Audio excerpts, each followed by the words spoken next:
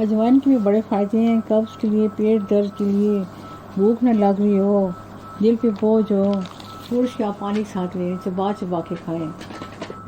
ज़्यादा से कितनी एक बड़ा चम्मच होते चावल खाने वाला, उससे आप थोड़े से मूँग डाल के चबा के खाएं। आपका भी पेट पे बोझ है, हर भूख नहीं लग रही है, कब्ज़ है, हर पेट के हर मसले के। और मैंने तो ये भी पढ़ा था कि भाई अजवाइन जो है इससे दिमाग भी बड़ा तेज़ होता है।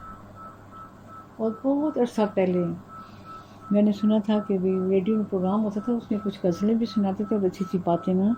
उन्होंने बताया था कि अरबी है ये दिमाग इससे बड़ा तेज़ होता है खाने से ना, ख़ास तौर पे जो तालिब इल्म है यानी स्टूडेंट को लाजमी आप बना के खिलाएं, किसी तरीके से भी ना ज़्यादा ज़्यादा खाएं, किसी बच्चों का दिमाग बड़ा तेज़ होता है। अरबी हम सबको तो बड़ी पसंद है, अगर आप कोशिश करें तो। मैं जब मटर चावल बनाती हूँ ना तो प्याज में बारीक में काट के ना मटर के साथ दोनों इकट्ठा रख देती हूँ, क्योंकि अभी 10-15 मिनट आप प्याज फ्राई करें, 10-15 मिनट मटर करने से बड़ा टाइम खर्च होता है। इससे एक टाइम की बचत है और उससे प्याज और मटर कट फ्राई करने से ना मटन बड़ा अच्छा से टेस्ट बनता है। आपके जब चावल बनते हैं ना आपको इतने मज़े के लगे, आप हैरान होंगे बने हुए कैसे हैं। कभी से करके देखिए। अगर आप चाहते हैं कि हंडियाँ बहुत मज़े की पके तो उसमें आप प्याज बारीक काट के ना, मैं तो प्याज जब बहुत मज़े की बनाने ख़ास स्पेशल ना तो फिर प्याज में मूली कंडे से काट लेती हूँ बारीक बारीक, बेशक लंबे लंबे हो, वो हल्की आग पे रख देती हूँ, होते रहते हैं, होते बड़ी हल्की आग पे ना, काफ़ी तेज़ हल्की आग में होते रहते हैं, वो बिल्कुल गल जाते हैं क्योंकि वैसे कटे भी बारीक होते हैं।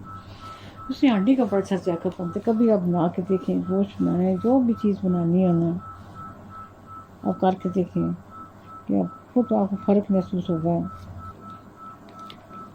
एक बहुत अच्छा लिखने वाले हैं अमीर हमज़ा, उनका अनुमान होता है, लिखा होता है फ़ाख्सा, वो इस्लामी बातें इस्लाम के मुतालिक और बहुत आला लिखते हैं, इतना आला लिखते हैं और पूरे हवाले भी होते हैं उनके भी बाहर मुल्क की किताबों के। बहुत ज़बरदस्त लिखने वाले हैं। काफ़ी अरसे से मैं उनका मज़मून पढ़ती हूँ और हर जुम्मे का बहुत ज़बरदस्त तफसीली मज़मून आते हैं। इस बार उन्होंने लिखे है कि ये बहुत बड़ा मज़मून है मैं आपको आधा तक आके सुनाऊँगी। और उन्होंने ऊपर लिखा है वो अल्लाह के कलाम में गलतियाँ निकालने बैठा था, वो अल्लाह के कलाम में गलतियाँ निकालने बैठा था, मगर क्या हुआ सुने ज़रा।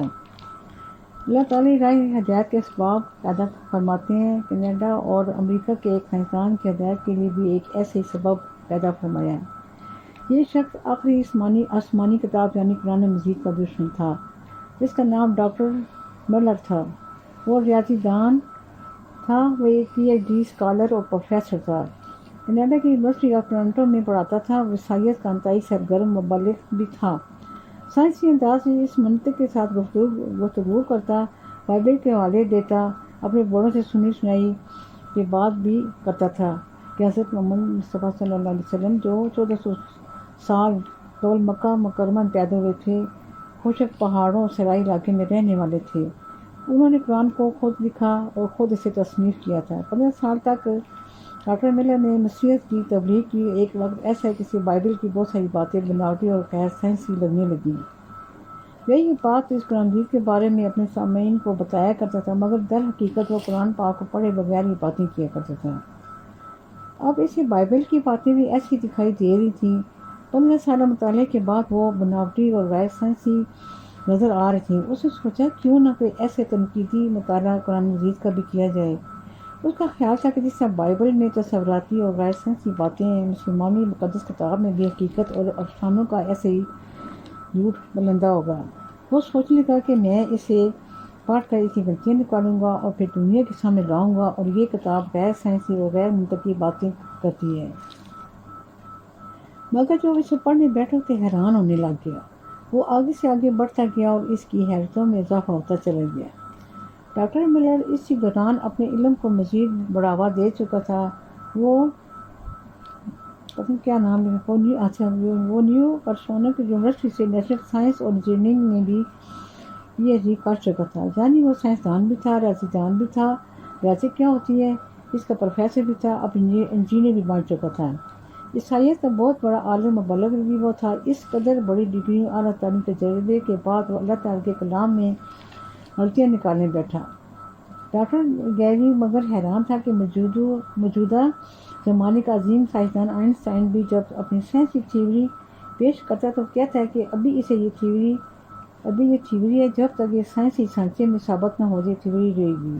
یہ بھی ہو سکتا ہے کہ میں غلط ہو جاؤں۔ بقول ڈاکٹر ملر میں مگر قرآن پاک پڑھ رہا تھا، اس کی بات کوئی اور ہی تھی۔ سورۃ فاتحہ کو دعا کہہ لیں تو اس دعا کا بھی جواب شروع ہوتا ہے تو وہ یہیں سے شروع ہوتا ہے کہ اس کتاب میں شک و شبہ کی کوئی گنجائش نہیں تھی۔ میں حیران ہوا کہ یہ کتاب جس کو پڑھے بغیر تنقید کا نشانہ بناتا رہا ہوں، یہ تو بہت بڑے چیلنج دے رہی ہے۔ حضرت محمد صلی اللہ علیہ وسلم کہ کسی انسان کے شاگرد نہیں تھے، اگر کسی آسمانی وحی کے بغیر یہ دعویٰ کیا جاتا تو کب کا غلط ثابت ہو چکا تھا۔ اس دعوے کے 1450 سال ہو گئے تھے۔ وہ سوتا ہوا کہ آگے پڑھا تو چیلنج شروع ہو گیا کہ لاؤ کوئی آیت اس کے مقابلے کی۔ یہ کینیڈا کے ایک ایسے شخص سے میری ملاقات ہوئی، اس نے بھی لکھا نا میری ملاقات، جو دیوی کب سے رہ چکا تھا، مسلمان تھا۔ اس نے مجھے اپنے اسلام کی طرف سفر کی داستان یوں سنائی۔ مجھے میرے مسلم دوست نے قرآن مجید دیا اور پوچھا کہ یہ کیا کبھی آپ نے قرآن پاک پڑھا ہے؟ تو میں نے نفی بھی سارے ہلا دیا۔ اس نے تاکید کے ساتھ درخواست کی کہ اسے ضرور پڑھنا۔ میں ایک سمندری سفر پر تھا، گہرے سمندر میں تھا اور کئی دنوں سے اس سفر پر تھا۔ اسی دوران فارغ اوقات میں نے قرآن پاک کو پڑھنا شروع کر دیا۔ قرآن مجید کی ایک سورت کا نام النور ہے۔ اس میں اللہ رب العزت نے ارشاد فرمایا، وہ لوگ جنہوں نے کفر اختیار کیا، ان کے اعمال زندگی گزارنے کی کوششیں چٹیل میدان میں ریت کی طرح ہوں گے، پیاسا اس کو پانی سمجھتا رہا، یہاں تک کہ واپس جب اس کے پاس پہنچا تو اسے وہاں کچھ بھی نہ پایا۔ اس نے اللہ کو اپنے پاس پایا، مگر اللہ نے اس کا حساب پورا چکا دیا اور اللہ جلد حساب لینے والا ہے۔ سبحان اللہ۔ میں سمجھا کہ چونکہ پیغمبر اسلام صلی اللہ علیہ وسلم ریگستان کے رہنے والے تھے، لہٰذا یہ مثال اس علاقے کی مناسبت سے ایک اچھی اور مشاہداتی مثال ہے۔ مگر میں نے جو ہی اگلی آیت پر حیران رہ گیا، یا پھر وہ انتہائی گہرے سمندر میں اندھیروں کی طرح ہے جسے ایک موج نے ڈھانپ رکھا ہے، اس کے اوپر ایک اور موج ہوتی ہے، اس کے اوپر بادل ہوتے ہیں، اوپر تک اندھیرے رہتے ہیں۔ اب جب اپنا ہاتھ نکالتا تو ممکن نہیں کہ اسے دیکھ سکے۔ جس کے لیے اللہ نے ہدایت کا نور نہیں بنایا تو اس کے لیے کہیں بھی نور کا سبب نہیں ہے۔ سبحان اللہ۔ میں نے سوچا کہ یہ منظر تو وہ ہے جس سمندر کی گہرائی میں ہم نے دیکھا ہے۔ 1400 سال قبل سمندر کی گہرائی میں جانا تو ممکن نہ تھا۔ اس منظر کا حضرت محمد صلی اللہ علیہ وسلم کو کیسے پتہ چلا؟ پھر سوچا کہ شاید کھلے سمندروں میں سفر سے اندازہ ہو جاتا ہے جب سمندری طوفان اٹھتے ہیں اور ملاح بچ نکلتا ہے۔ بہرحال میں واپس آیا، اپنے مسلمان دوست سے پوچھا، انگلش میں بھی لکھی ہوئی ہے، جہاز راہ بھی کبھی بھی تھے؟ دعا ملا، ہاں، انہوں نے زندگی میں کبھی سمندر کا سفر کیا ہی نہیں۔ میں نے سنتے ہی حضرت محمد صلی اللہ علیہ وسلم کو رب العالمین کا سچا مسلمانی کا اعلان کر دیا، وہ مسلمان ہو گیا۔ قائرین کرام، ڈاکٹر گیری ملر کہتے ہیں کہ میں نے مذکورہ واقعہ سنا، قرآن مجید میں پڑھا تو زیادہ متاثر ہوا۔ بس یہاں تک پڑھتی، بہت لمبے ہے، اس سے تھوڑی اور بات کر لیتی ہوں۔ ایک چھوٹا سا پیراگراف ہے، ہنسنے والے، آپ بھی غور کے لوگ بھائی کیا کرتے ہیں۔ کردار کہاں؟ آج کے دور میں لوگ مغربی تہذیب پر عمل کرتے ہیں مگر مشرقی تہذیب کا ذکر کرتے ہیں۔ بیٹی کا رشتہ امیر گھرانے میں کرنا ہوتا ہے لیکن نکاح پڑھانے والے کو غریب سا مولوی کو ڈھونڈتے ہیں۔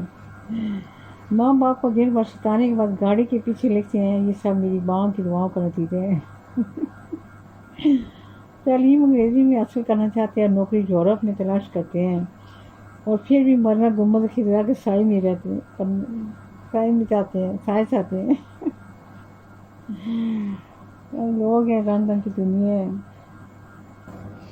چھوٹے بچوں کو جب آپ گنجا کرواتے ہیں تو ان کے سر پہ آپ نے روزانہ تھوڑا سا سرسوں کے تیل میں تھوڑا سا دہی ملا کے ہاتھوں پہ نا سر کا روزانہ مساج کر رہے ہیں۔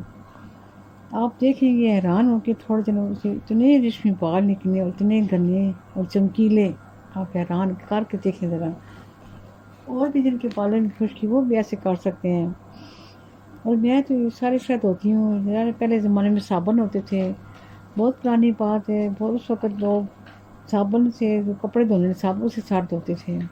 میں خود ہمارے بھاجن کی فیکٹری تھی، صابن بناتے تھے کپڑے دھونے والا، اس قدر اچھا ملائم صابن ہوتا تھا، وہ پکا ہم نے رکھا ہوا تھا نا، اس کو چھوٹے چھوٹے پیس کاٹ کے نا پانی میں پکا کے نا اس کا شیمپو سب بنا لیتی تھی، اسے ساڑ ہوتی تھی۔ اگر نہیں ٹائم تو ایسی صابن میں بالوں پہ لگا کے نا تو تھوڑی دیر 5 منٹ چھوڑ کے پھر دھو لیتی۔ جب بھاجن کی فیکٹری ختم ہوئی ہے تب میں نے صابن سے سر دھونا چھوڑا تھا، کتنے زمانے گئے۔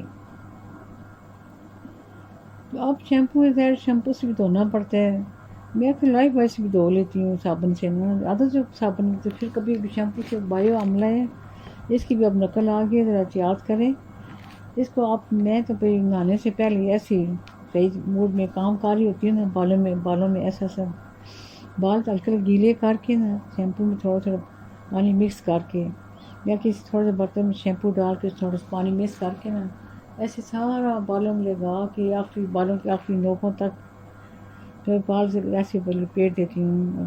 تقریباً 10-15 منٹ کے بعد جب میں بال دھوتی ہوں تو اتنے ریشم کی طرح صاف ہوتے ہیں، اس قدر نکھرے۔ یہ شیمپو فوراً لگا کے فوراً سر نہیں دھونا چاہیے، اور کوشش کریں کہ شیمپو بہت زیادہ نہ لگائیں، پھر نکالنا بہت مشکل ہوتا ہے۔ جیسے کوئی لوگ عورتیں کا سرف بہت زیادہ ڈال دیتی ہیں کپڑوں میں، پھر کتنے گھنٹے لگ جاتے ہیں سرف نکالنے میں۔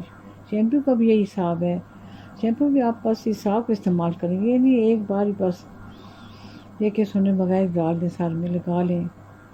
اس سے بھی بات نہ دھو کے دیکھ جو میں نے طریقہ بتایا آپ کو، خود آپ حیران ہوں گے کہ آگے بال اتنے نکھرے ہوں گے، آپ حیران ہو جائیں گے۔ اللہ حافظ، اللہ حافظ، یا حافظ یا سلام، یا حافظ یا سلام، اللہ حافظ، اللہ نگہبان، اللہ نگہبان۔